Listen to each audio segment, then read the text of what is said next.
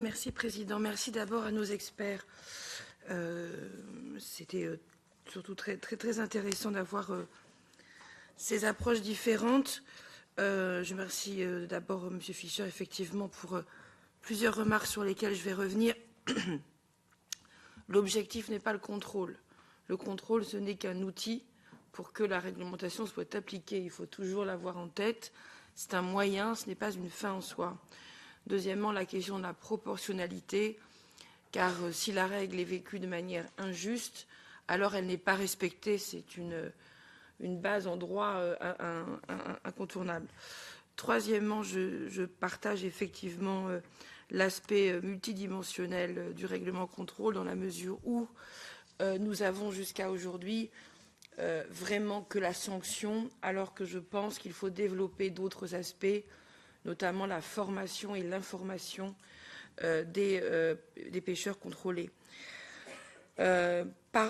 Sur la prise en compte des coûts, là aussi, je partage et je vais essayer de répondre justement à notre collègue. Si on ne prend pas en compte les coûts, on a un déséquilibre de rentabilité qui fait que finalement la petite pêche disparaît progressivement au profit de la concentration industrielle des pêcheries. Donc évidemment la question des coûts est importante, mais là on a justement, me semble-t-il, et ça c'est par rapport à la proposition de la Commission, une idée d'utilisation d'un logiciel sur un outil très peu coûteux. Il faut que l'outil soit très peu coûteux, mais un smartphone par exemple, tout le monde aujourd'hui a un smartphone, donc il s'agit que le logiciel ne soit pas coûteux, voire même qu'il soit pris en compte par l'Union européenne pour que finalement il n'y ait pas de surcoût pour la profession. En tout cas, il faut aller, à mon avis, ce seront les propositions que je ferai, dans le sens d'absence de coût. Le contrôle, finalement, c'est quelque chose qui incombe à la puissance publique et donc aux finances publiques et non pas au privé. Par contre, là où j'ai un désaccord avec plusieurs interventions, c'est sur le fait d'insister aussi bien avec les collègues qu'avec M. Fischer, c'est la question d'insister sur la spécificité entre les territoires maritimes. Je crois qu'il y a des spécificités sur les engins, des spécificités sur les zones de capture, etc. Par contre, il faut que la règle soit la même pour tous en fonction de ces critères. Et je suis désolée de dire, il n'y a pas l'infraction n'est pas plus grave en Méditerranée que dans le Skagerrak ou en mer Celtique. Une infraction, c'est une infraction. Donc il faut qu'elle soit respectée de la même manière, de la même façon, et il faut que les sanctions soient les mêmes. La question, effectivement, c'est qu'en fonction des territoires, les engins sont différents, les droits à capture sont différents, etc. Mais en revanche, l'infraction, c'est l'infraction. Alors avec une dose de proportionnalité, évidemment. Ce n'est pas la même chose, comme nous le racontait tout à l'heure, je dis son nom, mais je vais le retrouver tout de suite, Madame Druel, ce n'est pas la même chose d'avoir enfreint de 1000% les droits de capture ou d'avoir enfreint de, je ne sais pas, moins 1% les captures. On n'est pas dans le même registre, il n'y a pas de raison que la sanction soit la même si on a enfreint la règle à 1% ou si on l'a enfreint à 1000%. En tout cas, c'est mon avis.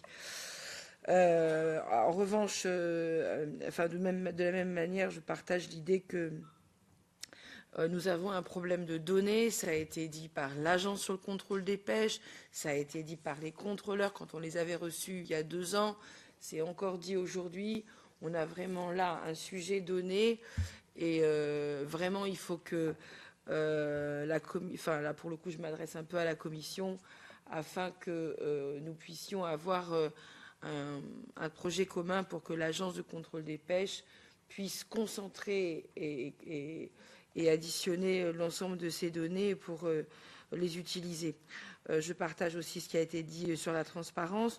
En revanche, sur les caméras de vidéosurveillance, là, je prendrai beaucoup de précautions, car nous avons un règlement européen, un règlement général sur les données personnelles qui est très important, très précis, et qu'il n'est pas question d'enfreindre.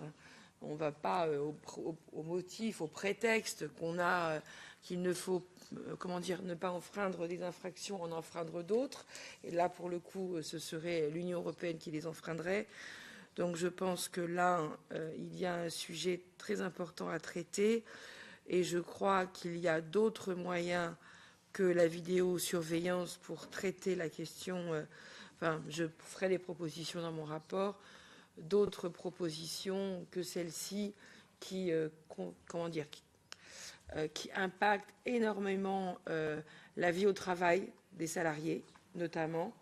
Parce que, imaginez-vous, chacun d'entre vous être sous vidéo 24/24, puisque c'est le cas des pêcheurs en mer, ils sont 24/24 au travail.